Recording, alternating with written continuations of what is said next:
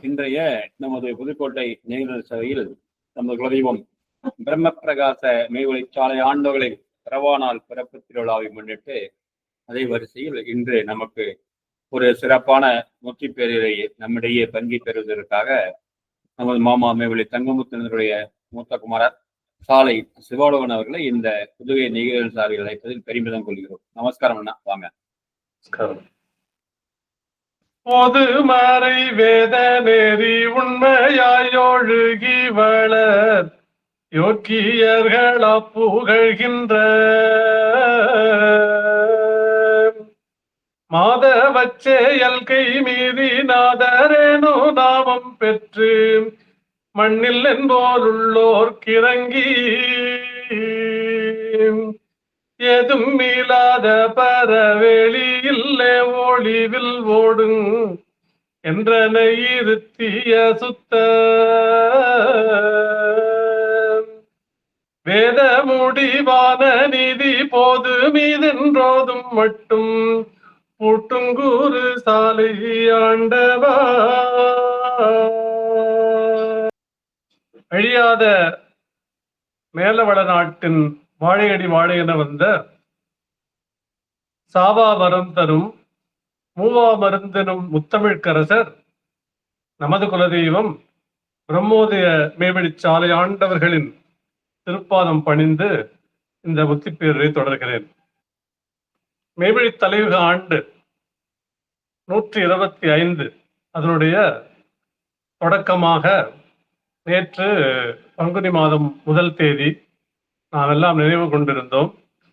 அதன் வரிசையிலே மேவழி தலையுக ஆண்டினுடைய 125வது ஆண்டினுடைய முதல் திருவிழாவாக பிறவாநாள் பிறப்பு திருநாள் நாம் கொண்டாடி இருக்கிறோம். அந்த திருநாளை குறித்து நாம நினைவு கொள்ள வேண்டும். ஏன்னா அவர்களுடைய பாடு அவ்வளவு பாடு. அத நம்ம போய் அந்த திருவிழாவை மட்டும் அப்படி அட்டன் பண்ணிட்டு அப்படியே வர்றது கிடையாது. இரவு சாயங்கால வணக்கத்துக்கு முன்பாக 1/2 மணி நேரம் எதற்காக பாட்டு படிக்கிறோங்கிறதுக்கு தெய்வத்தினுடைய திருவாக்கியம் இருக்கு. நம்மளுடைய நினைவு வேற எங்கோ அலைந்து கொண்டு இருக்குது. அதை இழுத்து தெய்வத்தின் பால சேர்த்துட்டு அதற்கப்புறம் வணக்கம் செய்ய வேண்டும் என்பது அவர்களுடைய எண்ணம். அதற்காக அப்படி ஒரு வணக்க முறையை நமக்காக எடுத்து வைத்திருக்கின்றார்கள். அதுபோலவே இந்த திருவிழாவிற்கு முன்பாக தெய்வத்தினுடைய அந்த பாடு, அவர்கள் நமக்கு கொடுத்த பெரும் செல்வம், இதையெல்லாம் நாம் எண்ணி பார்க்க வேண்டும் என்பதற்காகவே இப்போ இந்த முத்திப்பேருரையை புதுக்கோட்டை நிகழ்நிலை சபையின் சார்பாக நமது அண்ணா சிவராஜன் அவர்கள் இதை தொடர்ந்து நடத்தி கொண்டிருக்கின்றார்கள். இது ஒரு நம்முடைய எண்ணத்தை தெய்வத்தின் பால் சேர்ப்பதற்கு மிகவும் உதவிகரமாக இருக்க போகிறது. அப்போ நாம் எதற்காக இங்க இப்ப கூடியிருக்கிறோம் அப்படின்னு நம்ம எண்ணி பார்த்தோம் என்றால், எஜமான் அறிந்துமே பாடுபட்ட பேருக்கு இங்கும் அங்கும் கூலி. அப்போ நம்ம பாடு அப்படின்னு சொல்றது நம்ம ஒரு பாடும் கிடையாது. அவருடைய திருவாய்மொழியை கேட்பதுதான் நம்மளுடைய பாடு, வேற எந்த பாடும் கிடையாது. ஆனா எஜமான அறிந்து அல்லவா நாம அதை பாடுபட வேண்டும். அப்போ நம்மளுடைய எஜமானாகிய நமது தெய்வம் அவர்களுடைய பாடு என்ன அப்படிங்கிறத நாம தெரிந்து கொள்ள வேண்டும் அல்லவா, அறிந்தல்லவா பாடுபட வேண்டும். அப்போ பாடுங்கிறது என்னது? ஒண்ணும் இல்லை. நாம தெய்வத்தினுடைய அந்த கட்டளையை ஏற்று நாம நடப்பதை தவிர வேறு ஒரு பாடும் கிடையாது. அவர்கள் பாடுபட்டார்கள். பாடுபட்டேன் பலன் எடுத்தேன் உனக்கும் சொன்னேன் அப்படி அவங்க சொன்னாங்கல்ல, அதை நம்ம கேட்கணும். எப்படி கேட்கறது? சொல்ல கேள் ஞான வழி சுருக்கம், அவ்வளவுதான். நம்மளுடைய பாடனுடைய சுருக்கம் என்ன அப்படின்னா, சொல்ல கேள் ஞான வழி, அதுதான் ஞான வழி. ஞானம் அப்படிங்கிறது மலையில போயோ வேற காட்டுல போயோ தவம் இருந்து அன்ன ஆகாரம் இன்றி எழும்பிலக தவம் செய்யறதெல்லாம் கிடையாது. சொல்ல கேள், அவர்களுடைய திருவாய்மொழி என்ன சொல்லியிருக்கிறார்களோ அதை கேட்க வேண்டியதுதான். அதுதான் நம்மளுக்கு இருக்கும் பாடு. அதுதான் உழவு. ஏன்னா இந்த கடைக்கலி காலத்துல ஒரு உழவு இல்லாம விஞ்ஞானத்தை போய் அடைய முடியாது என்பதற்காக ஒரு உழவு. அந்த உழவுனால் நமக்கு என்ன பலன் வருது அப்படின்னு பார்த்தா, வடவை அனலும் எழ கெடும் மும்மலக்கிழங்கு. மும்மலக்கிழங்கை கெடுவதற்கான செயல் நம்மளுடைய அறிவு கொண்டு செய்ய முடியுமா அப்படின்னா செய்ய முடியாது. வடவை அனலும் எழ கெடும் மும்மல கிழங்கு விடமும் முறித்து அமுதமடையாகி அவர்களுடைய அந்த திருவாக்கு இருக்கு, அதை கேட்பதுதான் நம்மளுக்கு உழவு. அப்போ அப்படி ஒரு உழவை நம்ம இன்னைக்கு கண்டுபிடிச்சு இன்னைக்கு உட்கார்ந்து தெய்வத்தினுடைய அந்த பெரும் செயலை நாம கேட்டுக்கொண்டிருக்கின்றோம். அப்போ நம்ம திருவிழா என்ற அந்த நடைமுறை 1965ஆம் ஆண்டு தேவனுடைய பெருங்கருணை கொண்டு இந்த திருவிழாவை எடுத்து வைத்தார்கள். அந்த நடைமுறையை எதற்காக எடுத்து வைத்திருப்பார்கள் அப்படின்னா, நாமெல்லாம் அதை நினைவு கூற வேண்டுமே. இப்படி ஒரு திருவிழா இல்லை அப்படின்னா அதை நினைவுபடுத்துவோமா அப்படின்னா நினைவு கொள்ள மாட்டோம். அப்போ திருவிழா எதற்காக அப்படின்னா அவர்களுடைய பாடை நாம் நினைவு கொள்ள வேண்டும் என்பதற்காக பெருங்கருணை கொண்டு நமக்கெல்லாம் இந்த தவம் சேர வேண்டும் என்ற ஒரே பெருங்கருணை நோக்கத்தோட இந்த திருவிழாவை எடுத்து வைத்தார்கள். அப்போ இந்த திருவிழாவுக்கு ஒரு நடைமுறை, என்ன நாளில் நடக்கணும், எப்படி அதை செயல்படுத்தணும், அதுக்கு அமுது தேனு மாவோடு பாலு நீர் அமுதாக உண்டு கழித்த அந்த நிகழ்வை நினைத்து அந்த கேழ்வரகு தோசைக்கு தேன் தோய்த்து அதை நமக்கு தெய்வத்திற்கு அமுதாக படைத்து நாம தெய்வத்தினுடைய அந்த அமுதை நாம அருந்துவோம் அப்படிங்கிற ஒரு நடைமுறையை எடுத்து வைத்திருக்கிறாங்க. அப்போ அது ஒரு திருவிழான்னு ஒரு நடைமுறை எடுத்து வைக்கணும், அதுக்கு எடுத்து வச்சிருக்கிறாங்க. நம்முடைய திருவிழா வெளியுள்ள உலகத்தில் இருக்க திருவிழாவை போல அவ்வளவுதானா, வந்தோம் திருவிழாவை கொண்டாடணும் அமுது வாங்கணும் கிளம்பி போனோம் அப்படியா? அப்படி இல்லை. இத ஒரு 6-7 வருடத்துக்கு முன்பாக நான், சிவராஜன், இன்னும் சில இளநீ மக்கள் எல்லாம் ஒவ்வொரு திருவிழாலையும் பேசிக்கும். இது என்ன, நம்ம வர்றோம் திருவிழாவை அட்டன் பண்றோம் போறோம், இவ்வளவுதானோ நம்ம திருவிழா, இதற்கு மேல இருக்குதே அதையெல்லாம் நம்ம அனுபவிக்கணுமே அப்படிங்கிற எண்ணம் பலவாறாக பல பேரிடத்துல இருந்தது. அதனுடைய விளைவாகத்தான் இன்னைக்கு புதுக்கோட்டை நிகழ்நிலை சபை இயங்கிக் கொண்டிருக்கின்றது. அப்போ அது என்ன, நமக்கு அகம்புறம் இருபாகத்தும் முன்னிலை குருவாக தெய்வம் இருக்கிறாங்க. வெளியிலையும் அவங்கதான், உள்ளுக்கும் அவங்கதான். அப்போ வெளியில இருக்கிறத மட்டும் நம்ம பார்த்துட்டு போனோம் அப்படின்னா முழு பலன் கிடைக்குமா அப்படின்னா கிடைக்காது. அப்போ என்றும் பொய்யகத்துறைந்துள்ள மனதை, நம்மளுடைய மனது அப்படிதான் இருக்கு, நம்ம ஒத்துக்கிட்டோமோ ஒத்துக்கலையோ என்றும் பொய்யகத்துறைந்துள்ள மனதை மெல்ல மெல்ல மெய்யறி உதயம் காட்டி காட்டி அகவிளைவு குடியேற்றி. அப்போ அகத்துல ஒரு விளைவு வரணுமே, அகத்துடைய விளைவு எப்படி வரும் அப்படின்னா செவிச்செல்வத்தின் மூலமாகத்தான் வரும். அப்போ அந்த அகவிளைவு குடியேறுவதற்காகத்தான் தெய்வத்தினுடைய அந்த திருவாக்கியங்களை கேட்கும் பொழுது அகவிளைவு குடியேறும். அதான் மான்மியத்துல குறிப்பிடும் பொழுது கூட அகத்துறை செழிப்பேறி ஆத்மார்த்தீக முழு சமரச மேடேறும் தேடாகிய யதார்த்த சுகவாழ்வு. இப்ப இதுதான் சுகவாழ்வு. பெரிய ஒரு ஏசி ரூம்ல போய் உக்காந்துக்கிட்டு இப்படி உட்காந்துருக்க சுகவாழ்வா அப்படின்னா இல்லையே, அதனால நோய் அல்லவா வரும். அப்போ சுகவாழ்வு எது அப்படின்னா அகத்துறையில செழிப்பு ஏறணும். அந்த செழிப்பு தெய்வத்தினுடைய திருவாக்கியங்களின் மூலமாக நாம் கேட்பதற்கு இருக்கிறோம். அப்போ நம்ம தெய்வத்தினுடைய அந்த செயலை வர்ணிக்கும் பொழுது அறிந்தவர்களுக்கும் அறியாதவர்களுக்கும் ஒன்று போல் நடாத்தும் கருணாமூர்த்தியும், அகத்தினிடத்தை அறிந்த அன்பர்களுக்கு அவ்வுலகத்தில் தமது சொந்த கிருபையாளனாகிய காருண்யமூர்த்தியும். அப்போ நாம திருப்பிள்ளையா இருந்தோம், அப்ப தெய்வத்தினுடைய பாடுபரப்பு நம்மளுக்கு இந்த அளவுக்கு தெரியுமா அப்படின்னா தெரியாது. அப்போ நம்ம என்ன பண்ணோம், வந்தோம் சாலையில திருவிழா கொண்டாடணும், அதை ஒரு மகிழ்ச்சியா நாம நினைச்சிட்டு இருந்தோம். அப்போ அறிந்தவர்களுக்கும் அறியாதவர்களுக்கும், அப்போ அறிந்தவர்களும் இருந்தாங்க அறியாதவர்களும் இருந்தாங்க. அவர்களுக்காக மாறி மாறி வேற ஏதாவது நடத்தினாங்களா அப்படின்னா இல்ல. வெளி உலகத்துல படிச்சவங்களுக்கும் படிக்காதவங்களுக்கும் வேறு வேறு மாதிரி நடத்துவாங்க. படிச்சவங்க எல்லாம் ஒரு பக்கம், படியாதவங்க, பணக்காரர்கள் ஒரு பக்கம், பணம் இல்லாதவர்கள் ஒரு பக்கம். அப்படி கிடையாது நம்முடைய சபை. உலக காரியத்திற்காக நம்முடைய சபை இல்லை அப்படிங்கிறது தெய்வத்தினுடைய திருவாக்கு. அப்போ அறிந்தவர்களுக்கும் அறியாதவர்களுக்கும் ஒன்று போல் நடாத்தும் கருணாமூர்த்தி. அப்போ அந்த திருவிழாவை அது போல நடத்துறாங்க.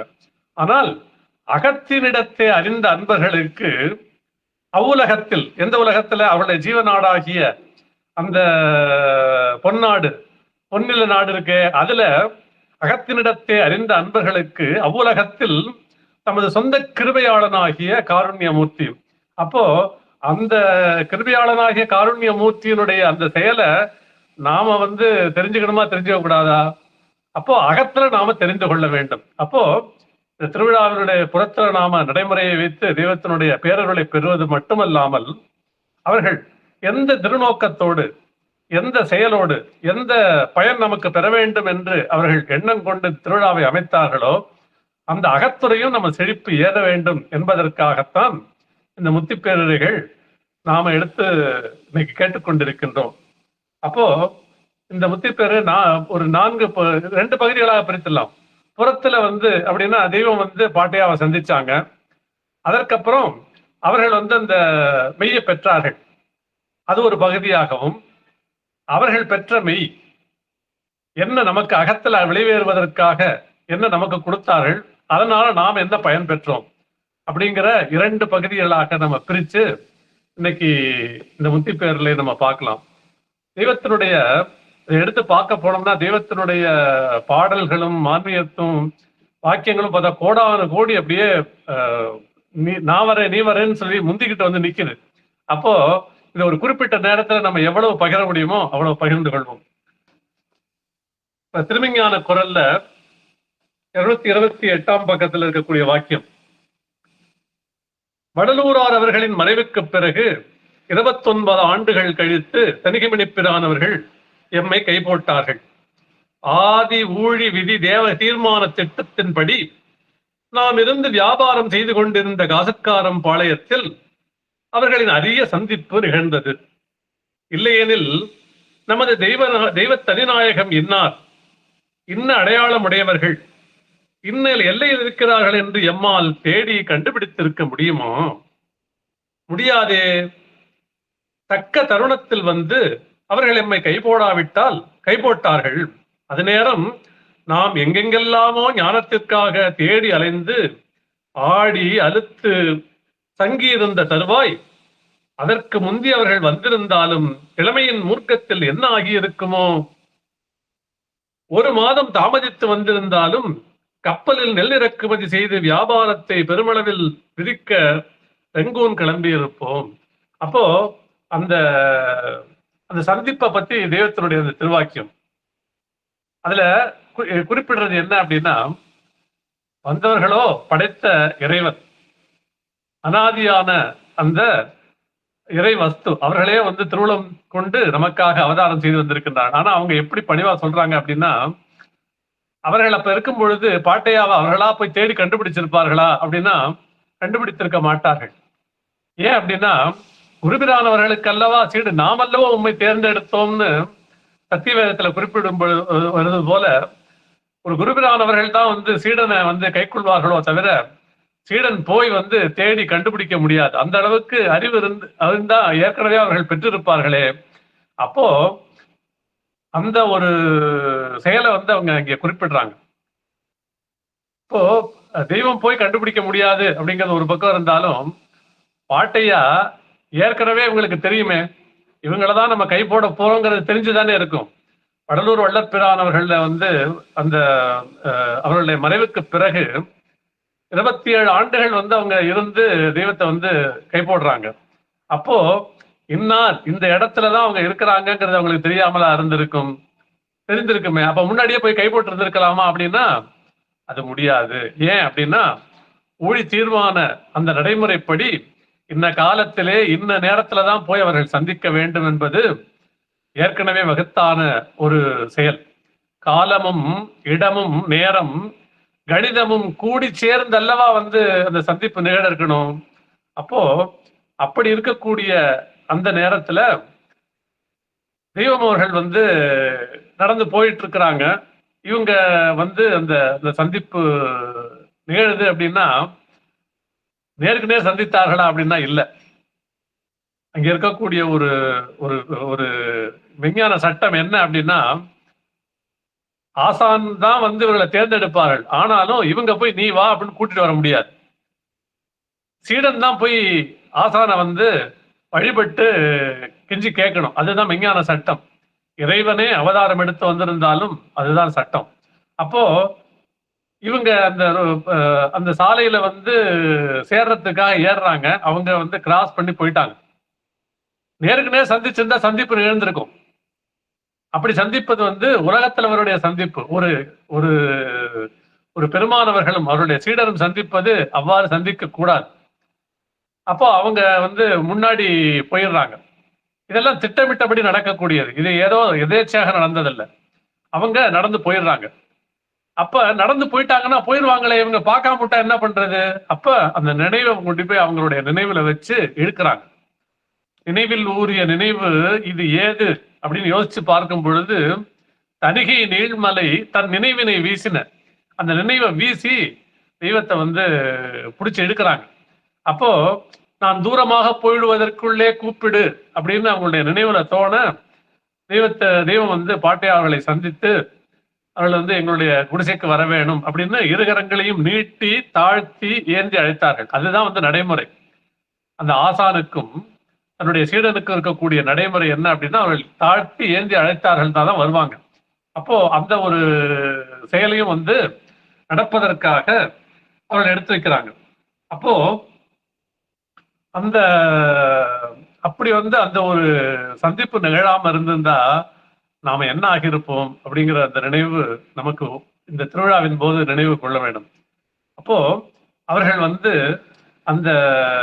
அந்த நிகழ்வை பிற்காலத்துல சன்னதம் பெருபருவத்து முடிஞ்சு வரும் அந்த பகுதிகளில் பார்க்கும் பொழுது பாட்டையா அவர்களே இவர்கள் தவெல்லாம் பெற்று வந்ததுக்கு அப்புறம் சொல்றாங்க, சிறந்த முகூர்த்த மதில் சேர்த்தேன் உனை எடுத்து. அப்படி ஒரு முகூர்த்தம், அந்த முகூர்த்தம் முன்னும் வருமா பின்னும் வருமா? வராதே.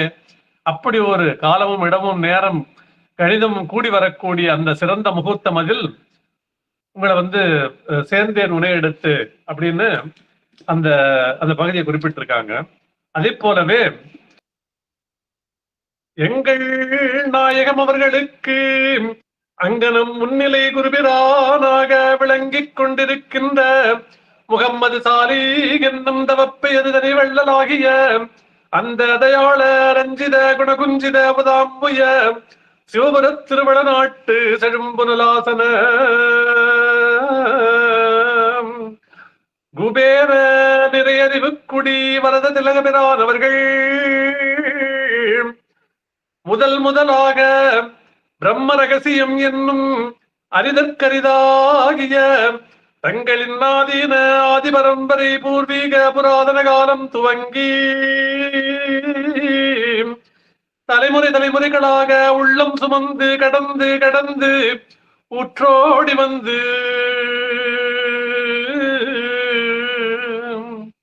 அப்போ அவர்கள் ஒரு சுமையை தூக்கிட்டு வர்றாங்க. அந்த சுமை என்ன அப்படின்னா, ஒரு ஒரு மூட்டை நெல்லு மாதிரி தூக்கி முதல்ல சுமந்துட்டு வருவது போல ஒரு சுமையா அப்படின்னா, நம்ம வெளியில சுமந்து கொண்டு வரக்கூடிய அந்த சுமையை இறக்கி வச்சிடலாம். கொஞ்ச நேரம் தூக்கம், அப்புறம் இறக்கி வச்சிடலாம், அதோட அது முடிஞ்சு போச்சு. ஆனா அந்த சுமை எங்க சுமந்துட்டு வர்றாங்கன்னா, உள்ளம் சுமந்து கடந்து ஊற்றோடி அந்த சுமையை எங்க சுமந்துட்டு வர்றாங்க அப்படின்னா, உள்ளத்துல சுமந்துட்டு வர்றாங்க. அப்போ நம்ம நினைவுல கூட இன்னைக்கு நம்முடைய வாழ்க்கையில பார்க்கும் பொழுது கூட நம்ம நினைவுல ஏதோ ஒரு செயலை செய்யணும் அப்படின்னு நினைச்சிட்டு அது நடக்காம இருந்துச்சுன்னா அதுவே ஒரு சுமையா இருக்கும். அப்போ ஒரே சுமையாக இருக்குது, படிச்சு முடிக்கணுங்கிறது ஒரு சுமையாக இருக்குது, இல்ல திருமணம் செய்து வைக்க வேண்டும்ங்கிறது ஒரு சுமையாக இருக்குது அப்படின்னு நம்ம பேச்சு வழக்குல நாம சொல்றோம். அந்த சுமையானது வெளியில இருக்க சுமையை விட அதிக வலிவுள்ளதாக இருக்குது. அது வெளி வாழ்க்கைக்கே இப்படி இருக்கு அப்படின்னா, அவர்கள் இந்த பெரிய ஒரு ஒரு திருச்சமுதாயத்தை உருவாக்கி அவர்கள் எல்லாம் ஞான வித்துக்களாக முளையழச் செய்து இந்த உலகத்தை பிரளயத்தை கொண்டு மாற்றி தலையுகத்தை உருவாக்கக்கூடிய அந்த பெரிய செயலை அவங்க சுமந்து வர்றாங்க. அந்த சுமை எவ்வளவு பெரிய சுமையாக இருக்கும். அப்போ அதை எங்க சுமந்து வர்றார்கள்னா, உள்ளம் சுமந்து கடந்து ஊற்றோடி யாருக்காக அப்படின்னா, இன்ன காலத்திலே தென்பாண்டி நாட்டினிடத்தே உதயம் செய்து முடிவு காலமாகிய இறுதியின் தீர்ப்பு நெறி நடாத்தி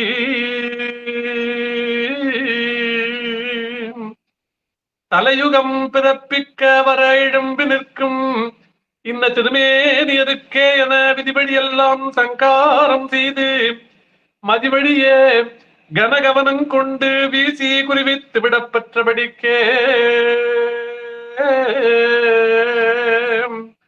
அந்த மூலவழம் பண்ணாரமணி உண்டை பெட்டகத்தை தாங்கி சுமந்து வழிவழியாக வந்த அந்நாள் எழுத்தின் மன்னாவும்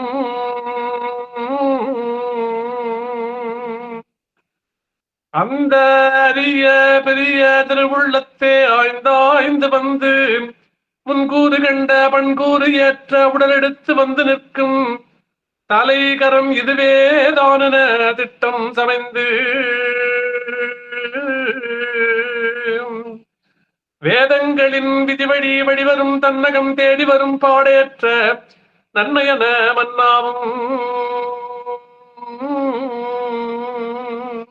அப்போ பாட்டை எப்படி சொல்றாங்க அப்படின்னா, ஆதி மூல பழம் பண்ணாரமணி உண்டை பெட்டகத்தை தாங்கி சுமந்து வழிபடியாக வந்த அந்நாள் எழுத்தின் மன்னா, அந்த பெரிய அரிய பெரிய திருவுள்ளத்தை ஆய்ந்தாய்ந்து வந்து முன்கூறு கண்ட பண்கூறு ஏற்ற உடல் எடுத்து வந்து நிற்கும் தலை கரம் இதுவேதான். அப்போ அந்த சுமையை வந்து யார்கிட்ட இறக்கி வைக்கணும் அப்படின்னா, எல்லாத்தையும் இறக்கி வைக்க முடியுமா? அவர்கள் 600 வருட காலம் இருந்தார்கள், எத்தனையோ பேரை சந்திச்சிருப்பாங்க. மற்றவர்களை இறக்கி வைக்கக்கூடிய சுமையா அது அப்படின்னா இல்லையே. அந்த அரிய பெரிய திருவுள்ளத்தே ஆய்ந்து வந்து யார் அந்த அந்த ஆதிமூல பழம் பண்ணாரமணி உண்டை பெட்டகத்தை யாருக்கு இறக்கி வைக்கணுங்கிறத ஆய்ந்து வந்து முன்கூறு கண்ட பண்கூறு ஏற்ற உடல் எடுத்து வந்து நிற்கும் தலை கரம் எது அப்படின்னு கண்டுபிடிக்கணும். கண்டுபிடிச்சு அவர்களுக்கு தான் அதை வந்து இறக்கி வைக்க முடியும். இதுவேதான் என திட்டம் சமைந்து வேதங்களின் விதிவழி வழிவரும் தன்னகம் தேடி வரும் பாடேற்ற நன்னயன மன்னா. அப்போ தேடி வர்றாங்க. அந்த அரிய பெரிய திருவுள்ளத்தே முனைக்கூரின் கனிவேறு நின்று அங்கே பிரம்மோதய ரகசிய மூலப்பழம் பண்ணாரமணி உண்டை பெட்டகத்தை தங்களின் பெரிய தலைதாங்கி வழிவழி வந்ததை அவன் வந்தாங்க. நம்ம தெய்வத்தை சொல்லும் பொழுது தங்களின் அங்கே வீரம் கூறேறி முனைவு விளைவு இளம் முழுவருவேற்ற தலைக்கு ஏற்றுவான் வேண்டி. அந்த தலை யாருடையது அப்படின்னா தெய்வம். அப்போ அவர்களுக்கு அதை வந்து ஏற்றி வைக்க வேண்டும் என்ற ஒரு எண்ணம் கொண்டு அவர்கள் வந்து அந்த சந்திப்பு நடக்குது. அந்த சந்திப்பு நடந்ததுனால என்ன நடந்தது அப்படின்னு நம்ம எண்ணி பார்த்து வரும் பொழுது, தெய்வம் வந்து பாட்டையாவை சந்திச்சாங்க. சந்திச்சதுக்கு அப்புறம் அவர்கள் வந்து அவர்களோடையே கிளம்பி அந்த அகிலவனம் சென்று வந்தார்கள். அப்போ அப்படியே அவங்க கிளம்பி அவங்க போய் தெய்வத்தினுடைய அந்த 12 வருட காலமும் ஆசானுடன் இருந்து அதற்கப்புறம் தவம் இயற்றி கொண்டு அதுக்கப்புறம் நம்மளை நோக்கி இறங்கி வந்து இந்த திருவிழாவை வந்து நமக்கு அவர்கள் பெற்றது எது அப்படின்னா, அந்த மூலப்பழம் பண்ணாரமணி உண்டை பெட்டகத்திலிருந்து அவர்கள் என்ன பெற்றிருப்பார்கள் அப்படின்னா, மெய்வழி அப்படின்னு நம்ம இன்னைக்கு வந்து மெய்வழி தலையுக ஆண்டு நம்ம சொல்றோம். மெய்வழியினுடைய முதல் திருவிழாவாக இதை நம்ம கொண்டாடுறோம். அப்ப மெய் வழி அப்படிங்கிறது இன்னைக்கு நம்ம எடுத்து வைத்திருக்கக்கூடியதனுடைய இந்த திருவிழாவுக்கு என்ன சம்பந்தம் அப்படின்னு சொல்லி பார்த்தோம் அப்படின்னா, அந்த மெய்யத அழியாத மெய்ப்பொருள் அப்படிங்கிறதான் அந்த இருபெரும் சுமையாக இருக்குது. அதுல முதல் சுமை என்ன அப்படின்னா அழியாத மெய்ப்பொருளும் வெகு மதிச்சுமை. மதிச்சுமை வந்து 2வது சுமை. முதல் சுமை எது அப்படின்னா அழியாத அந்த மெய்ப்பொருள். அந்த மெய்ப்பொருள் வந்து அழியக்கூடியதா அப்படின்னா அழியாதது. அதை தெரிந்தவர்களுக்கெல்லாம் அழியாதவர்களாக நித்திய சூரியர்களாக மாற்றக்கூடிய வலிமை உள்ளது வந்து அந்த மெய். அந்த மெய்யை வந்து அவர்கள் பெற்றார்கள். எப்படி பெற்றார்கள் அப்படின்னா, இவ்வாறு தங்கள் செவ்வரி விரிவு கூறோங்கிய திருஷ்டிகள் 2ம் மாட்டிக்கொண்டிருந்ததை பிடுங்கி, அப்போ அந்த ஒரு நாள் அவங்க அவர்கள் அந்த சந்திப்பு நிகழ்ந்த கொஞ்ச நாள்ல இவ்வாறு ஏற்றுக்கொண்டு விட்ட சீடரின் நூக்கத்தை பூரணமாக்குதல் பொருட்டாய் ஒரு நாள் சாயந்தர நேரத்தில் இருவருமாக வழிநடந்து திங்களூருக்கும் கிழக்கே முன் பழங்காலத்தில் ஊராக இருந்து மாறி இப்போது நத்த திருமேடாக இருக்கும் அந்த பகுதியிலிருந்து அந்த பிரம்மோபதேசம் நடக்கக்கூடிய அந்த செயல் நடக்குது. நடந்ததுக்கு அப்புறம் பார்த்தா அவர்கள் அந்த தூலதேகத்தை விட்டு உதறி கைவிட்டு அவர்கள் அந்த ஜீவதேகத்துல ஏறி நின்று அந்த செயலை அவர்கள் பெற்றுக்கொள்கிறாங்க. அதை பெற்றதுக்கு அப்புறம் என்ன ஆகுது அப்படின்னா, அவர்கள் அதுக்குள்ளார புகுந்ததுக்கு அப்புறம் வெளியில வர முடியல. ஏன்னா அதனுடைய அந்த இன்பத்தில் அவர்கள் திளைத்திருக்கும் பொழுது அந்த பெருமானவர்கள் அதை வெளியில கொண்டு வர்றாங்க.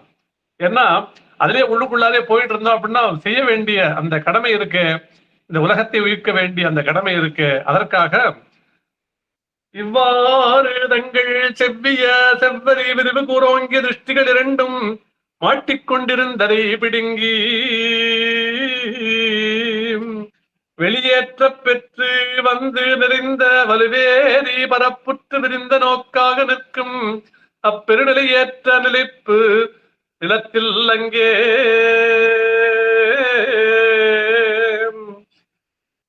அரிய பெரிய மனுக்கோரத்தாதிக்க தலைகளின் மீது வேணுமென்று வலிந்து.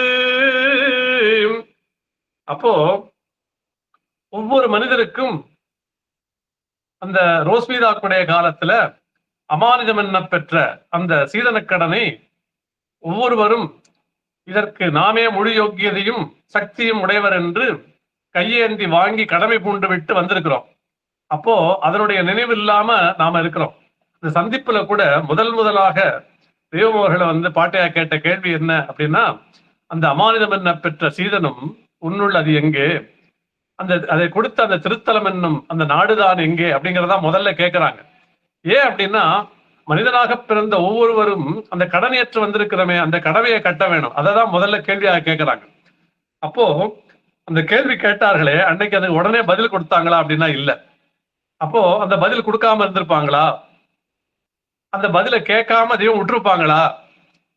12 வருட காலம் அவங்களோட இருந்தாங்களே, அப்போ அது எங்கே அப்படின்னு பார்க்கும் பொழுது, அரிய பெரிய மனுக்கோர ஆதிக்க தலைகளின் மீது வேணுமென்று வலிந்து அங்கே கடனாக வாங்கி தாமே சுமையேற்றிக் கொண்டு விட்ட அமானிதம் என்னும் பெருந்தவ பொருளான வித்யா தத்துவமாகிய ஏழும். அப்போ அந்த வித்யா தத்துவமாகிய ஏழையும் வாங்கிட்டாங்க. ஆனா மனிதனாக பிறந்தா என்ன ஆகிறது? அது நபுசுகளாக மாறி நிற்குது. அப்போ நபுசுகள் என்பது என்ன அப்படின்னா, அழியக்கூடிய தன்மையுடையது, பொய், நகல். அப்போ நிஜமானது எது அப்படின்னா அந்த சிவத்துக்கள். அது அழியாத தன்மையை கொடுக்கக்கூடியது, அது மெய்யானது.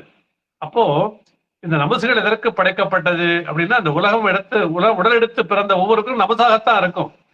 ஒரு ஆசானை அடைந்து அவர்கள் அந்த நபுசுகளில் இருந்து சிவத்துக்களாக மாற்ற வேண்டிய செயல் நடக்கணும். அதுதான் இங்கேயும் தெய்வத்துக்கும் அப்படிதான் நடந்தது. அப்போ அமானிதம் என்னும் பெருந்தவ பொருளான வித்யாதத்துவம் ஆகிய ஏழும் வாங்கி கொண்டு வந்த இங்கே இவனது செயல் சீரின்றி பஞ்சமா பாதக விரிபளர் வித்தாக முளையழச் செய்வித்து விருட்சமாக மாற்றிக்கொண்டு விட்டதினாலே மாயை என்றெழுந்து இவனை சாய்ப்பதற்கென்றே நபசுகளாகி நிற்கும் அவைகள் ஏழில். இந்த பொய்யிலிருந்து மெய்யாக மாற்றக்கூடிய அந்த செயல் ஒன்று வடவை அனலாகிய ஒழித்தி பற்றி எறிந்து நீராகிறதும். எது? அந்த நபசுகள்ல இருந்து ஒன்று. மற்றொன்று சுத்தாவி குதிவெண்ணீர் விழுங்கி குதியுண்டு உருவிடுகிறதும். பிறகொன்று பூதாதிச்சுவை உப்பு ஜலத்தில் தோய்ந்து உலரப்படுகிறதும். வேறொன்று ஜீவப்படி உவர் நீரிலே கழுவப் பெறுகிறதும். பின்னொன்று ஜீவத்தண்ணீர் என்னும் ஆலவாயூற்றில் படிந்து களைப்பாறுகிறதும். அப்பால் ஒன்று அருணோதய அருப்பார் கடலுள் வாய்மடுத்து வலிமை பெறுகிறதும். அதன் பின்னொன்று மாறாத கசப்பென்னும் இருளை விட்டு மீண்டோம் என்று வையாளி போடுகிறதுமாக மெய்யாகின அங்கே. அப்போ அந்த அழியாத மெய்ப்பொருள், அந்த அழியாத மெய்ப்பொருள் அல்லவா அவர்கள் தலையில ஏற்றுவதற்காக பாட்டையாளர்கள் வந்திருக்கிறாங்க. ஆனா இருப்பதோ அந்த நபுசுகள் பொய்யாக இருக்குது. அப்போ அதை மெய்யாக மாற்றணும். அந்த மாற்றிய அந்த செயல் தான் வந்து இப்ப நம்ம மான்மியமாக நம்ம படிச்சு வந்தோம்.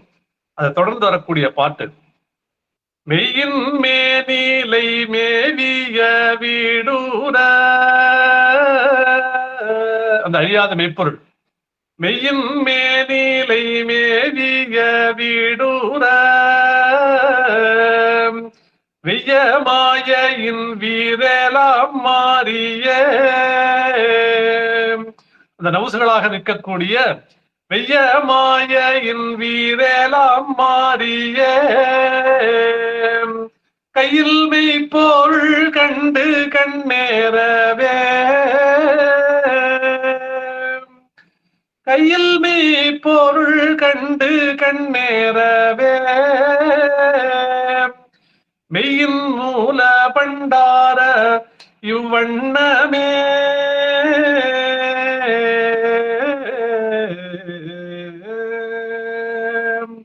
அப்போ அந்த மெய்ப்பொருளை கையில் அவர்கள் பெற்று கைப்பொருளாக பெற்று கண்டு கண்ணேறி அந்த பொய்யை வந்து மெய்யாக மாற்றிக்கொண்டு விட்டார்கள்.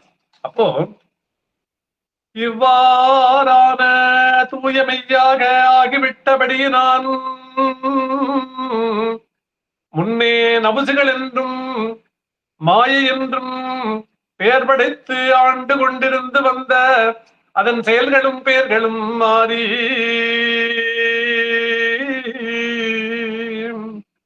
சிவத்துக்களும் அமானிதமும் வித்தியாதத்துவம் ஏழ்நிலை கம்பம் ஞான சக்தி ஏழும் நான் தான் என்று மாறாது வலுத்து நின்று ஓயாது ஒழியாது என் நேரமும் கூவிக்கொண்டு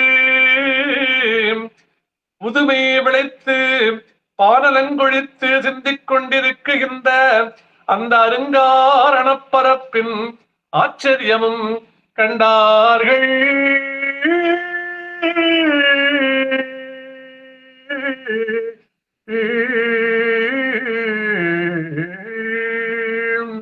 அப்போ இந்த பொய்யாக இருந்த அந்த நபுசுகளை எல்லாம் மாற்றி மெய்யாக அவர்கள் அந்த சிவத்துக்கள் என்றும் ஞான சக்தி என்றும் வித்யாதத்துவம் என்று சொல்லக்கூடிய அதை அவர்கள் வந்து பெற்றார்கள். எப்படி பெற்றார்கள் அப்படின்னா, ஓயாது ஒழியாது எந்நேரமும் கூவிக்கொண்டிருக்கும் புதுமை விளைந்து பானலம் கொழித்து சிந்திக் கொண்டிருக்கக்கூடிய அந்த செயல்.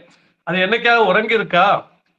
நாம் உறங்கினாலும் அது உறங்காமல் நம்மை காத்து கொண்டிருக்கக்கூடிய ஒரு பொருளாச்சு. அப்போ அவர்கள் எப்படி காண்டார்கள் என்றா, கண்டரன் நீண்ட காட்சி, கண்டரன் நீண்ட காட்சி காரணக்கடலின் உள்ளே உண்டனன் முன்பின் தோன்றாதொரு முக தெளிவு வீசி, உண்டனன் முன்பின் தோன்றாதொரு முகத்துணிவு வீசி மந்திரன் நடன போசி மந்திரம் ஜெபித்து நிற்க கண்டனல் கண்கோளாத கடந்துபரிடத வைப்பே.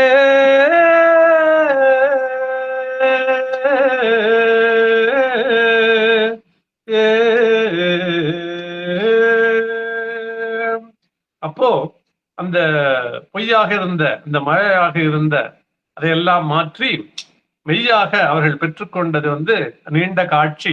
அந்த காரணக்கடல் உள்ளே அவர்கள் மூழ்கி அதை அவர்கள் கண்டு அந்த ஒரு செயல்ல வந்து ஏறி நிற்கிறாங்க.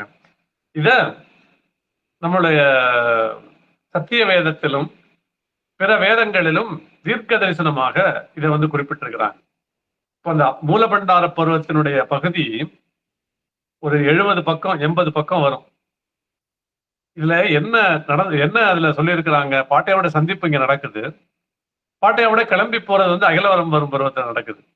அதற்குள்ளா இருக்கக்கூடிய 70-80 பக்கங்கள்ல என்ன சொல்லியிருக்காங்க அப்படின்னா, அந்த உபதேசம் அவர்கள் பெற்றார்களே, அந்த பிரம்மோபதேசம் பெற்றார்களே, அதனுடைய நீட்சியை தான் வந்து அந்த பகுதி முழுவதுமே வந்து சொல்லியிருக்கிறாங்க.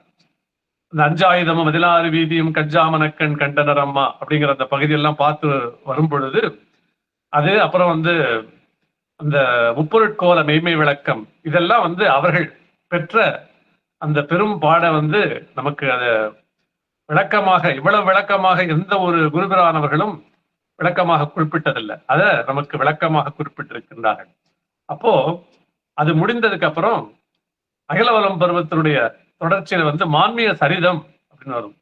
மான்மியம் என்றாலே இறைவனுடைய அந்த சரிதமாச்சே. அது மான்மியத்துக்கு என்ன சரிதம் அப்படின்னா, அவர்கள் இவ்வாறு அந்த மெய்வழியை பெற்று எழுந்து கிளம்புகிறார்களே, இத ஆயிரக்கணக்கான நூட்களிலும் பாரவான்களுடைய அந்த வேதங்களிலும் இதை இறக்கி வைத்திருக்கின்றார்கள். அதை எடுத்து இங்கே குறிப்பிடுகிறார்கள். பொய் வழியை விட்டு என்னை விலக்கி உம்முடைய வேதத்தை எனக்கு அருள் செய்யும் என்றும். அப்போ ஒரு காலத்துல அந்த படைத்த இறைவனை அந்த பொய்யிலிருந்து அந்த மாயையிலிருந்து மாறி மெய் பெற்றுக்கிறாங்களே, அந்த மெய்யை வழங்குவார்கள், ஒருவர்களுக்கு இலவசமாக வழங்குவார்கள் அப்படிங்கறத அன்றே அதை தெரிந்து அதை தீர்க்க தரிசனமாக எழுதி வைத்திருக்கின்றார்கள். அப்போ அந்த சபையில நானும் ஒரு ஆளா இருக்கணுங்கிறது ஒவ்வொரு பாரவான்களுடைய வேண்டுதலாக இருந்திருக்கு. அப்போ பொய்வழியை விட்டு என்னை விலக்கி உம்முடைய வேதத்தை எனக்கு அருள் செய்யும் என்றும். இப்படி நபசுகளை மாற்றக்கூடிய மெய்வழியை நான் தெரிந்து கொண்டு உம்முடைய நியாயங்களை எமக்கு முன்பாக என்றும். நீர் என் இருதயத்தை விசாலமாக்கும் பொழுது நான் உமது கற்பனைகளின் வழியாக ஓடுவேன் என்றும். உம்முடைய வழிகளிலே எம்மை நடப்பியும். உம்முடைய வழிங்கிறது எது? மெய் வழி. உம்முடைய வழிகளிலே எம்மை நடப்பியும் உம்முடைய மெய்யிலே எனக்கு போதித்தருளும் என்றும் தாவீது நாயகம் அவர்கள் தங்கள் வேதமாமறையில் கூறியிருப்பதோடு அது தாவீது நாயகம் அவர்களுடைய தீர்க்க தரிசனம். அடுத்தது சர்வாகம கிரந்தத்துல 7 விவர கணக்குகளும் முன்னு பின்னு காலங்களும் பேசி வருகின்ற அகில திரட்டென்னும் சர்வாகம கிரந்தத்திலே மெய்யாய் உமது விந்து வழிக்குலத்தில் படையுமையா என்றும். இதுல படைக்க சொல்றாங்க அப்படின்னா, மெய்யாய் அந்த மெய்யில என்னை படை அப்படிங்கிறாங்க. மெய்யாய் உமது விந்து வழிக்குலத்தில் படையுமையா என்றும் மெய் வழியில் அங்கே மிக பிறக்க போனி என்றும். அப்போ இன்னைக்கு மெய்வழி அப்படின்னு நம்மளுடைய இந்த மெய் மதத்தினுடைய பேரை மெய்வழி அப்படின்னு தெய்வம் வச்சிருக்கிறத எத்தனையோ ஆயிரக்கணக்கான ஆண்டுகளுக்கு முன்பு இருந்த வேதத்துல எப்படி அவர்கள் கண்டார்கள்? அப்போ இதுதானே சொன்னதும் யான் வரைந்தேன் அப்படின்லவா எழுதியிருக்கணும்? தெய்வத்தினுடைய அந்த உத்தரவுக்கு ஏற்று அவர்கள் தீர்க்க தரிசனமாக இதை எழுதியிருக்கணும் அப்படிங்கிறது தான் நமக்கு நினைவுக்கு வருகின்றது. அதுக்கு அடுத்தது சத்திய வேதத்துல ஜாதிகளின் ராஜாவே என்றும் ஜாதிகளின் மேலரசாழ்வார் என்றும் அவ்வாறு ஆளப் பெற்றவர்கள் ஒரு சந்ததியாகி அவரை சேவிக்கும் என்றும் தலைமுறை தலைமுறைகளாக அது ஆண்டவர் சந்ததி எனப்பெறும் என்றும். அப்போ அந்த சகல ஜாதியாருக்கும் ஜீவத்தண்ணீர் ஊற்று இலவசமாக கொடுப்பேன் அப்படின்னு சத்தியவேதத்துல வருது. அப்போ அந்த இலவசமாக கொடுக்கக்கூடிய செயல் இதுக்கு முன்னாடி நடந்திருக்குதா அப்படின்னா இல்லையே. அவர்கள் ஒவ்வொருவரும் தன்னுடைய சொந்த பாட்டுல தான் பெற்றார்கள். அப்போ இலவசமாக கொடுக்கக்கூடிய செயல் எங்க நடக்குது அப்படின்னா, இந்த காலத்துல இந்த கடைக்கறிவு காலத்துல மெய்வழியில தான் அது நடக்குது. அதை அவர்கள் அது தீர்க்க தரிசனமாக அதை குறிப்பிட்டிருக்கின்றார். அடுத்தது நமது வாக்கியங்கள்ல பார்க்கும் பொழுது, அன்னைக்கு ஆன்மீக பகுதிகளில் தெய்வத்தினுடைய சந்திப்பு நடக்கும் பொழுது பாட்டையா அவர்கள் சந்திச்சோன்னு அவங்க அந்த என்ன அங்கே அவர்கள் முதலாக என்ன சொல்றாங்க அப்படின்னு நம்ம பார்த்தோம் அப்படின்னா, உலகில் மெஞ்ஞான மகத்துக்கள் என்னும் பாரவான்கள் எல்லாம் கைலாயம் வைகுந்தம் தெய்வலோகம் மிகராஜ் என்று கூறப்பெற்ற சைதன்ய அந்த அறிமுகோன்னத நிலைக்கு கவனக்குளிகை என்னும் மயில்வாசி என்னும் சவாரி கொண்டு போய் வருவதாக உலகத்தில் சுருதிகளும் மக்களும் கூறிக்கொண்டிருப்பதானது அது உண்மையாக நிஜமேதான் என்று மொழிந்தார்கள். அப்போ இந்த ஒண்ணுதான் சொன்னாங்க பாட்டையா. அதை சொன்னோடனே தெய்வம் அந்த கூர்மதியோட அப்ப போய் வருவது நிஜம்னு ஒருத்தவங்க சொல்றாங்களே, அப்படி சொல்றது அவங்க கையில அந்த நிஜமான மெய்ப்பொருள் இருக்குமே அப்படின்னு உடனே நினைச்சு தமக்கென்று விதித்து வந்த குருபரனாக இருக்கலாமோ என்று எந்திரிச்சு உடனடியாக அம்மையை அப்பான் பாடி அவர்கள் பாத தாமரைகள் விழுந்ததாக நம்ம மான்மியத்துல படிச்சிருக்கோம். அன்னைக்கு அவர்களுக்கு அந்த செய்த அதே செயலை நமக்கு எப்படி செய்விக்கிறார்கள் அப்படிங்கிறதா இந்த வாக்கியத்தில் இருக்கு. பெரியோர்கள் அன்னம், மயில், புறா, வாசி என்ற குதிரை முதலான வாகனங்களில் ஏறி பிரம்மலோகம், சொர்க்கலோகம், வைகுந்தலோகம், மெகராஜ் முதலான அதிமகோன்னத எல்லைகளுக்கு சென்று வந்தார்கள் எனவும், இன்னும் சித்திரமுத்தர்கள் கவனக்குளிகை போட்டு அந்த எல்லைகளுக்கு போய் வந்தார்கள் எனவும் உலகில் கூறப்படுகிறதே. இந்த பிரம்ம செயலை நின்று கவனித்தால் மனித அறிவுக்கு எட்ட முடியாததாய் இருக்கிறதல்லவா? ஆம், இந்த காலத்தில் இது ஏது, இது நிஜமாக இருக்குமா என்றுதான் நினைக்க வரும். ஆனால் இது நிஜமான செயலேதான் என்று பிரத்யட்ச நிரூபணையில் பல ஆயிரக்கணக்கான தலைகளுக்கு ஆக்கப்பெற்று விட்டது. இந்த தூரதேகம் இதற்குள்ளே பிரகாச சூக்கும தேகம் விளங்குகிறது. அதன்பால் சைவனாக சைவமேனியாகிய நிராலம்ப லகித மெல்லிய மினுகிய பரிசுத்த எழிலியல் காரண தேகம் எழுந்து விழுகிறது. அந்த எல்லையில் யமனுக்கு அதிகாரம் இல்லை. அத்தேகத்தை கைபோட்டுள்ளவர்களுடைய ஆக்கினைக்கு யமன் கைகட்டி காத்து கொண்டிருப்பான்.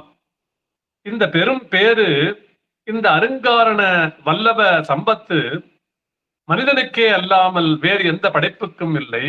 அப்போ அப்படிப்பட்ட அந்த செயல் அவர்கள் தன்னுடைய குடும்பத்தையும் தன்னுடைய மனைவி மக்களையும் பிரிந்து 12 ஆண்டுகள் அவர்களுடைய அகிலவலம் சென்று தவம் செய்து பெற்ற அந்த மெய்யாகிய அந்த செயல் இன்னைக்கு நம்மளுக்கு இலவசமாக அன்னைக்கு எப்படி பெற்றதோ அதே இதை இன்னைக்கு கொடுத்திருக்கிறாங்க.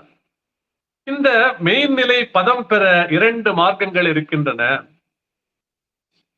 மர்க்கட நியாயம், மாற்றால நியாயம் என்று அறிந்த மகத்துக்கள் அதற்கு நாமம் தந்திருக்கின்றார்கள். ஒன்று பூனைக்குட்டி போல தாயால் கவ்விக்கொண்டு எடுத்து வளர்க்கப் பெறுவது, மற்றொன்று குரங்கு குட்டி போல தானே தாய் வயிற்றை பற்றி கொண்டு வளர்வது. அப்போ நம்மளே போய் பற்றிக்கிட்டு நம்ம இருக்கிறோமா அப்படின்னா அந்த செயல் நம்ம செய்யல.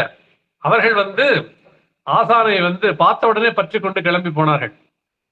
அது அந்த குரங்கு குட்டி அந்த மார்க்கம். இப்ப நம்மளுக்கு எப்படி இருக்குதுன்னா பூனைக்குட்டி மார்க்கம். அது என்னன்னா ஆசானே நம்மளை கவ்வி கொண்டு போய் ஒரு இடத்துல இருந்து இன்னொரு இடத்துக்கு கொண்டு போய் சேர்க்கக்கூடிய அந்த செயல். இல்லாட்டினா நம்மளுக்கு இந்த உலகத்திலிருந்து அந்த அவ்வுலகத்திற்கு செல்லக்கூடிய பாதை தெரியுமா, இல்ல அது பாதை தெரிஞ்சா மட்டும் போவதற்கான அந்த சக்தி இருக்கா அப்படின்னா இல்ல.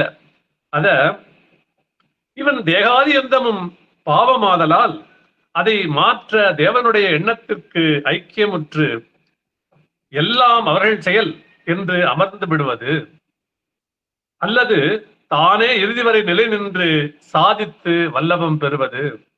அவங்க எப்படி பெற்றாங்க அப்படின்னா தானே இறுதி வரை நிலை நின்று சாதித்து வல்லபம் பெறக்கூடிய அந்த வழியில தான் அவர்கள் பெற்றார்கள். அந்த மார்க்கத்துல நம்மளை போசல் இருந்தா யாராவது ஒருத்தராவது போயிருப்போமா அப்படின்னா இல்ல. நம்மளுக்கு என்ன அப்படின்னா தேவனுடைய எண்ணத்திற்கு ஐக்கியமுற்று எல்லாம் அவர்கள் செயல் என்று அமர்ந்து விடுவது. அந்த காட்டானை வாரை பற்றி கொண்டோம்னா அவர்கள் என்ன பண்ணுவாங்க, அங்கே அது எங்கெங்கேயோ போய் தேவலோகம் போகும். அதுக்கு பாதை நமக்கு தெரியுமா? இருக்க கண்ணை மூடிக்கிட்டு அந்த காட்டானை வாழை பிடிச்ச வேண்டியதான். எத்திய எத்தாலே எத்தாதெல்லாம் எத்திக்கொள் என்று அவர்கள் எடுத்தறிவார்கள். எடுத்தறிஞ்சாங்கன்னா போய் தொம்முன்னு உழுவ வேண்டியதான் நம்மளுடைய வேலை. அப்போ இரண்டிற்கும் பதவி ஒன்றுதான், அடையும் அழியா திருத்தலமாகிய சாகையும் ஒன்றுதான். அப்போ அந்த இரண்டுக்கும் செயல் வேறு வேறாக இருந்தா கூட அதனுடைய பலன் ரெண்டுக்கும் ஒன்றே ஒன்றுதான். அப்போ அவர்கள் நமக்கு அந்த பலன் கொடுக்குறாங்க.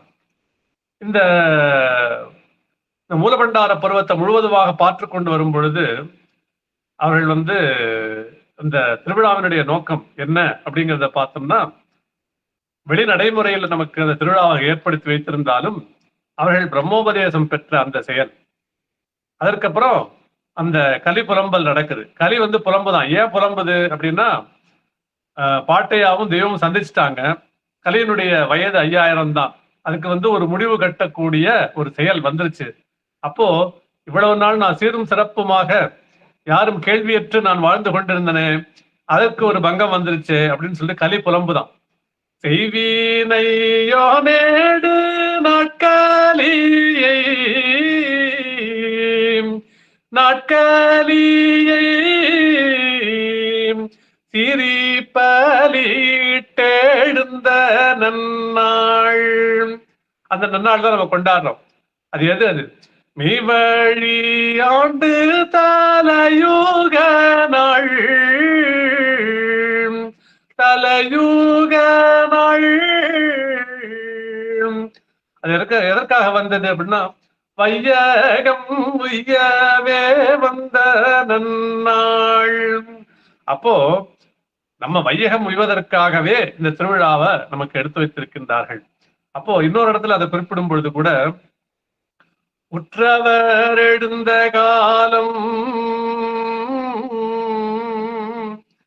உற்றவர் அப்படின்னா நம்ம ரொம்ப சொந்தக்காரவங்க அப்படின்னு நம்ம நம்ம நம்ம நம்மளுடைய புழக்கத்துல நம்ம உபயோகப்படுத்தி கொண்டிருக்கிறோம்.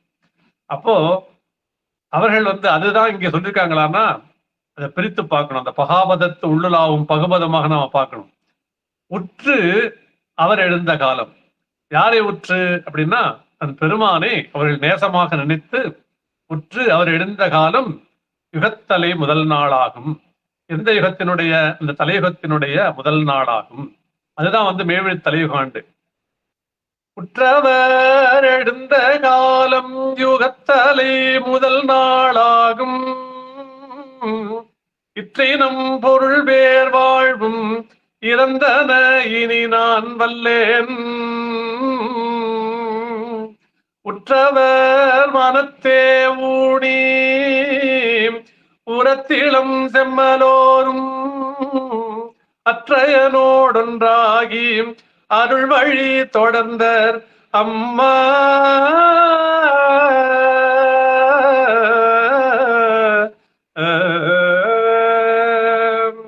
அப்போ அந்த முதல் சுமையாகிய மெய், அழியாத மெய்ப்பொருளை அவர்கள் ஆசாரிடம் வந்து தன்னுடைய உடல் பொருள் ஆவி ஆகிய மூன்றையும் உமக்கே சொந்தமென தத்தமாக தாரை வார்த்து அவர்கள் பெற்றதை வந்து நமக்கு இலவசமாக இன்று கொடுத்திருக்கின்றார்கள். அந்த சந்திப்பு மட்டுமா அப்படின்னா, அந்த சந்திப்பு நிகழ்ந்தது அது ஒரு பகுதி. அதற்கப்புறம் அவர்கள் பெற்றது பிரம்மோபதேசம். அதன் பின்பு கலியை அழித்த அந்த செயல் அடுத்தது. தான் பெற்ற மெய்யை வந்து இன்னைக்கு இலவசமாக ஜீவத்தண்ணீராக நமக்கு இன்னைக்கு கொடுத்து கொண்டிருக்கக்கூடிய செயல். இத்தனை செயல்களையும் அடக்கி இந்த திருவிழாவாக நமது தெய்வம் அவர்கள் நமக்கு எடுத்து வைத்திருக்கின்றார்கள். இதை நம்ம நுணுகி பார்க்க அல்லவா வேணும். இதெல்லாம் வந்து நமக்கு சொல்லாம இருக்கிறாங்களா அப்படின்னா, எல்லாத்தையுமே வந்து 4 வேதங்களை இறக்கி வைத்திருக்கின்றார்களே, அதனுடைய நீட்சியை, அதனுடைய மகா உன்னதத்தை யார் தெரிஞ்சுக்கணும்? வேற யாராவது தெரிஞ்சுக்குவாங்களா அப்படின்னா, நாம தானே தெரிஞ்சுக்கணும். மெய்வழிக்குல மக்களாக இருக்கக்கூடிய நாம். மெய் வழி அப்படின்னு ஏன் பேர் வந்தது அப்படின்னா, அவர்கள் தான் பெற்ற மெய், அவர்கள் வந்து பாடுபட்டு பெற்ற மெய்யை பாடுபட்டேன் பலனெடுத்தேன் உனக்கும் சொன்னேன் அப்படின்னு அந்த ஒரு மெய் வழியாக நமக்கு உருவாக்கி இன்னைக்கு நமக்கெல்லாம் வந்து ரட்சிப்பளந்து கொண்டிருக்கக்கூடிய தெய்வம் அவர்களுடைய அந்த பிறவானாட் பிறப்பு திருநாள். என் குல தெய்வத்தனிப்பீரான் பங்குனி மாதமாம் பவுரணையில் பொங்கு பிரம்மோபதேசம் புனைந்த நாள். அப்போ அவ்வாறு அந்த பொங்கு பிரம்மோபதேசம் புனைந்த அந்த நாளை நாம் திருவிழாவாக கொண்டாட இருக்கிறோம் என்று கூறி நமது தெய்வம் அவர்களுடைய திருப்பாதம் பணிந்து என்னுடைய முற்றுப்பேரை தொடர்கிறேன். நமஸ்காரம். நமஸ்காரம்ண்ணா. இன்றைய நமது புதுக்கோட்டை நெய்நில சபையில் நமக்கெல்லாம் ஒரு சிறப்பான பதிவை நம்மிடையே பகிர்ந்து கொண்டிருக்கின்ற சாலை சோழர்களுக்கு நமஸ்காரங்களை தெரிவித்துக் கொண்டு இந்த பதிவுல ஒரு 2 விதமான பதிவை நமக்கு மிக அழகாக எடுத்துரைத்தார்கள். அதாவது மான்மீக பகுதியில் தெய்வம் எண்ணி காட்டுகின்ற அந்த பகுதியில 2 விதமா அவங்க அந்த முற்றுப்பெயர்ல சிறப்படுத்திக்கிட்டாங்க. அதாவது தெய்வங்களுடைய பாட்டையா சந்திப்பதற்கு முன், அப்புறம் பின், அவர்கள் கொண்ட அந்த மெய்ப்பொருளை பெற்ற பிறகு, அப்புறம் நம்ம கலியுகத்துல என்ன நடக்குது அப்படின்றதையும் 3 விதமா எடுத்து நமக்கு சொன்னாங்க. அந்த மான்மீகத்துல தெய்வம் எதற்காக இந்த திருவிழாவை எடுத்து வச்சாங்க, அதுவும் பங்குனி மாதத்துல முதல் திருவிழா நம்முடைய மெய்வழி குல மக்களுக்கு முதல் எந்த திருவிழா அப்படின்னா அந்த பங்குனி மாத திருவிழா அப்படின்றதையும் எடுத்து வச்சு ஏன் எடுத்து வச்சாங்க.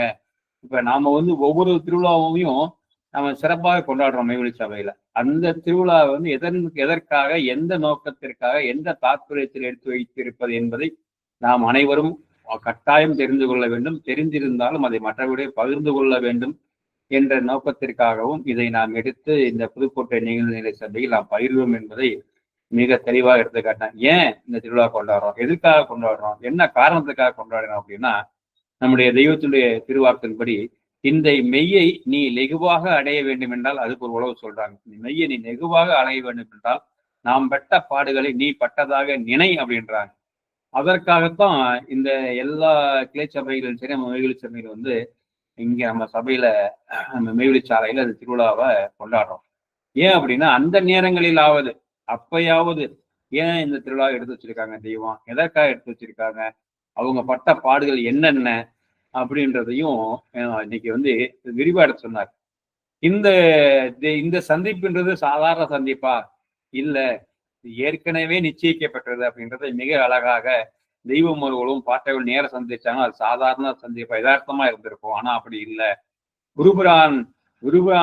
குருபிரானை தேடித்தான் சீடர்கள் சொல்வார்கள். ஆனா சீடரை தேடி குருபிரானே வந்திருக்க இந்த காலத்துல அது அப்படியாக இருந்தாலும் நம்ம தெய்வங்கள் எப்படி பாட்டையாரை பார்த்தாங்க, அவங்க போறதுக்கு பின்னாடியும் பார்த்து அவர் தெய்வம் எப்படி அந்த பாட்டையர் தன் நினைவை கொண்டு வீசி, தனிகை மலை தன் நிலை வீசி அதை பிடிச்சி இழுத்து அதை திருப்பி அவங்க தெய்வம் நான் தூரமாக போயிருக்குள்ள நீ கூப்பிடு அப்படின்னு பாட்டையார் சொல்ற மாதிரி அவங்களுக்கு நினைவுக்கு அவங்க அதை அவருடைய இரு கரங்களையும் நீட்டி தாழ்த்தி ஏந்தி அந்த வணக்க முறை, அந்த அழைக்கின்ற முறையையும் சொல்லி அவங்களை அவங்களுடைய அடியனுடைய குடிசைக்கு வர வேண்டும் என்பதையும் எடுத்து கூறி அவங்களை அழைத்து போய் அவங்களுக்கு அன்னைக்கு செஞ்ச காளைப்பழத்தோட இதை கொடுத்து அப்புறம் அவங்க உபசரிச்சு அப்புறம் இவங்க தனக்குத்தான் ஏற்ற குறிப்பிடான் அப்படின்றதையும் ஒரு பொட்டோன நினைவு வந்தோம்னா இறங்கி இந்த அம்மையை அப்போ அந்த பாடலையும் பாடி அப்புறம் மன்றாடி நின்று இதெல்லாம் பண்ணி அவங்க பட்ட பாட பாருங்களேன். இப்ப தெய்வம் பாட்டையாரை சந்திப்பதற்கு முன்னாடி எப்படி வாழ்ந்தாங்க அப்படின்றது அது ஒரு பெரிய நிகழ்வு. அந்த நிகழ்வையும் நமக்கு எடுத்து கூறி இந்த மாதிரி பாட்டையாரை சந்திக்காவிட்டால், அந்த நிகழ்வு நடந்துராவிட்டால் என்ன ஆகும் அப்படின்னா அப்படின்னு நினைச்சு பார்க்கவே இதா இருக்கு. ஏன்னா மெய்வெளி இல்லை. மெய்வெளி எங்க ஆரம்பிக்குது அப்படின்னா தெய்வம் பாட்டையாரை சந்தித்தவனே அந்த மெய்வெளி தலைவர் ஆண்டு தொடர்கிறது என்பதனால்தான் இந்த திருவிழாவை எடுத்து வச்சு அவங்க அதுக்கு முன்னாடி எப்படிலாம் இருந்தாங்க, எப்படி வாழ்ந்தாங்க, இந்த பொருளாதார சம்பாதனை எந்த மாதிரி எந்த நோக்கத்துல உயிராக கைப்பிடியா இருந்தாங்க, அதையெல்லாம் எப்படி தூக்கி எரிஞ்சிட்டு வந்தாங்க, எந்த காட்சி அது அந்த கண்டுகண் நீண்ட காட்சி காரண கடலில் உள்ளே அதையும் எடுத்துக்கொண்டாரு சோழர். அந்த காட்சியை காரணம் தெய்வம் உள்ள அப்படியே போயிட்டே இருக்காங்க. உள்ள போயிட்டா இங்க நடத்துறதுக்கு இன்னும் நிறைய காரியங்கள் இருக்கு.